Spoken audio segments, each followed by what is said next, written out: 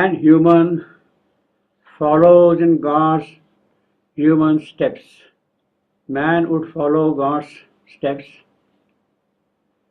in order to acquire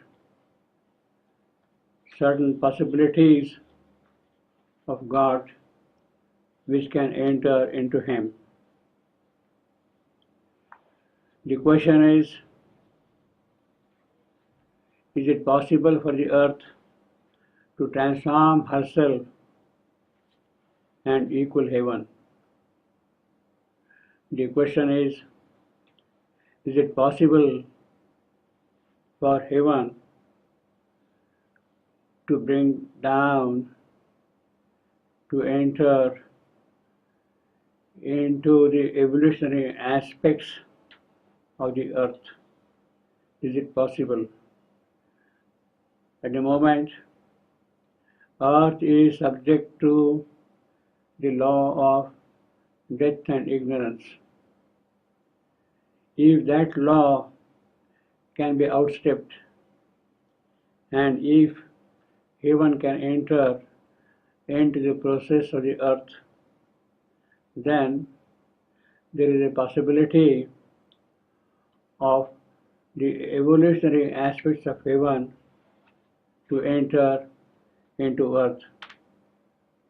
Those aspects of knowledge, power, love, beauty, joy, deathlessness. The question is it possible? Can earth equal heaven, transform herself into heaven? Well, obviously, this is not possible as long as earth is governed by the lower nature.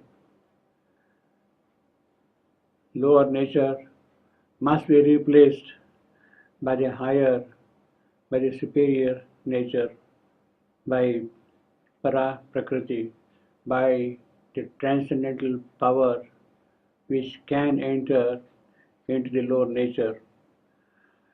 In order that this happens, the first condition is, in order that nature opens out, the lower nature opens out to the higher nature, this first condition is the soul of man must come out in the front. It is the soul of man who must start governing nature.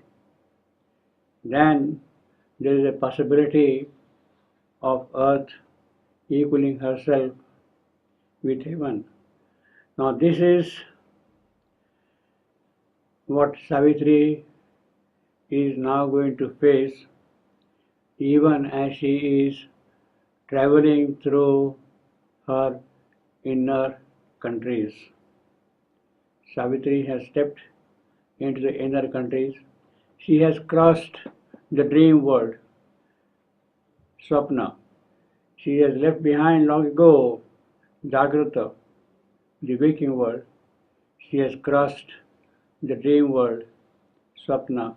She has surveyed the entire past that had governed this creation until now, and she also foresees the possibilities of a brighter future for the earth. Now, in order to discover that, she must first step into her inner countries.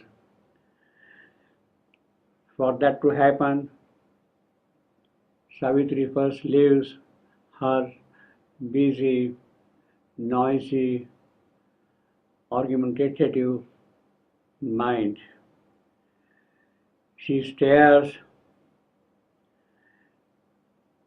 with that mind left behind into the deep void. Into the deep void.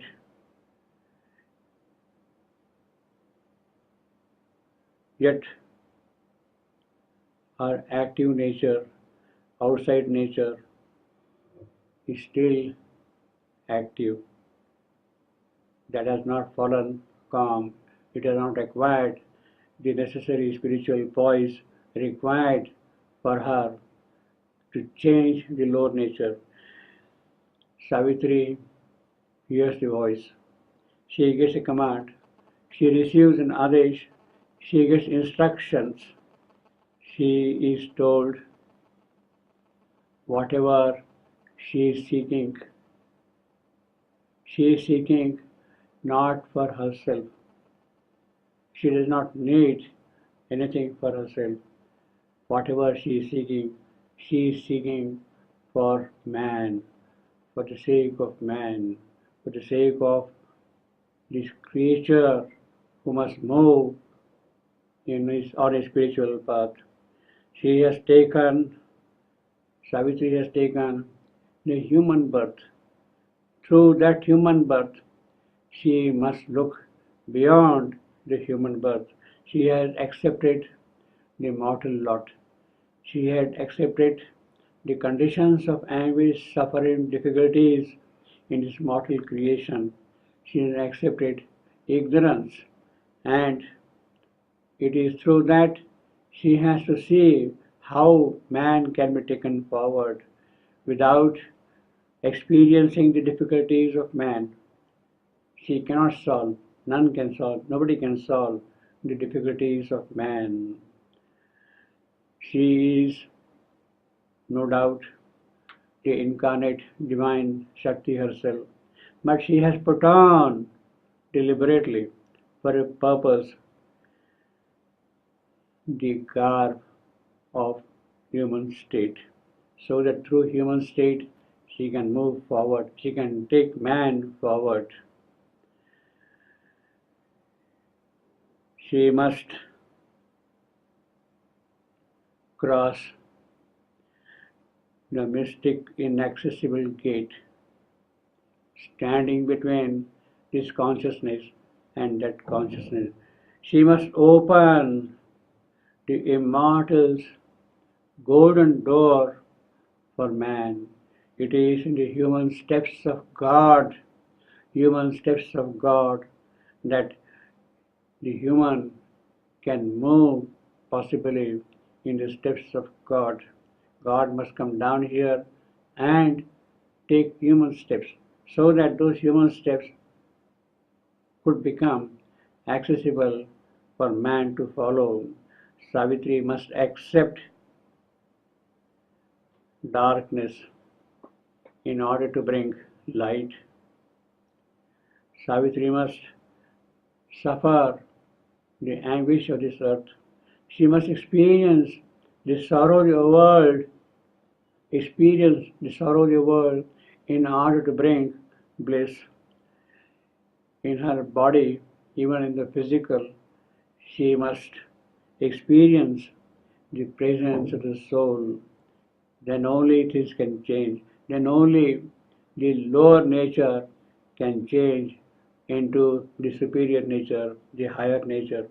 This is the command Savitri receives, and she breaks through the thick, tall ebony gates. She breaks through the walls of the body.